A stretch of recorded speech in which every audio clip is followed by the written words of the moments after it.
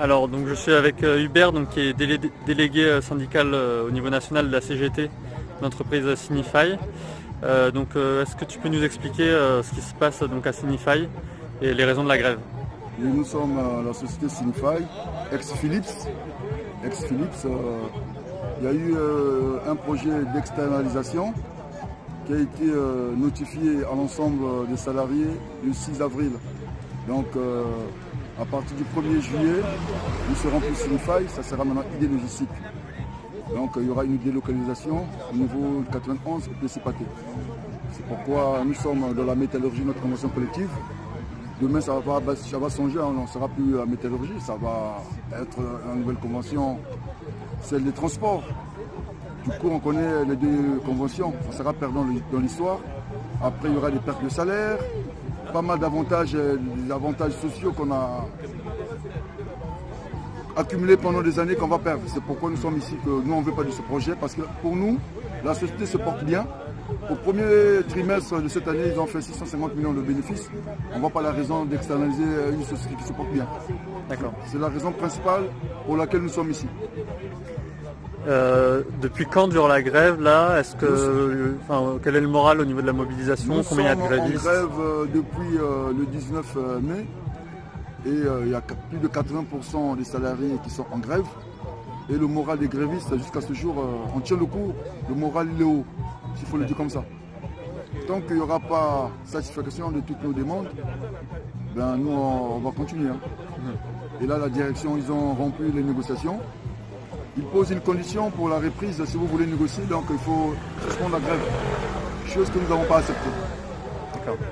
J'ai entendu dire que le directeur, je ne sais pas si c'est le directeur national Signify, est passé vous voir. Qu'est-ce qu'il vous a dit? Tout le gratin, en termes d'organigramme, ils sont tous là. C'est la même chanson. Reprenez le travail si vous voulez qu'on puisse négocier. On a dit on ne peut pas le faire. Par le passé, on a eu à faire ce genre de concessions. Il y a eu pas mal de grèves dans la société où on reprenait le travail et où ils promettaient certaines choses. Ils n'ont jamais accédé à nos demandes. Mais cette fois-ci, on dit vous avez menti une fois, deux fois. Rien ne vous empêche de mentir une troisième fois. Nous, on sera là autant de fois que nos demandes ne seront pas satisfaites. Est-ce que vous pouvez préciser un peu vos demandes, les revendications concrètes que vous réclamez? À ce jour, nous savons que matériellement, au 1er juillet, il y aura l'externalisation.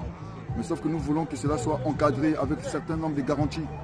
Parce que nous sommes une société, il y a pas mal de primes. Nous voulons que les primes, l'ensemble des primes soient intégrées dans nos salaires de base. Et qu'entre-temps, s'il y a licenciement, parce que nous avons un cadre local au sein de Signify, lorsqu'il y a des licenciements dans la durée, que nous puissions partir avec ces accords de méthode Signify.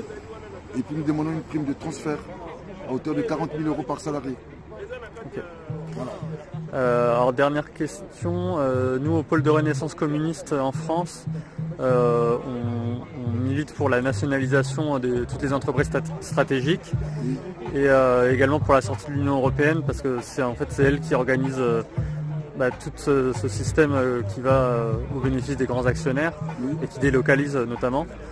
Qu'est-ce que vous pensez de ces mots d'ordre vous au niveau de la CGT et dans l'entreprise? Est-ce que c'est des idées qui circulent, des mots d'ordre qui circulent ou c'est des mots d'ordre qui circulent. Hein.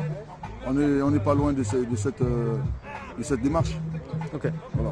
Ça marche. Merci beaucoup. Merci bon courage. Merci.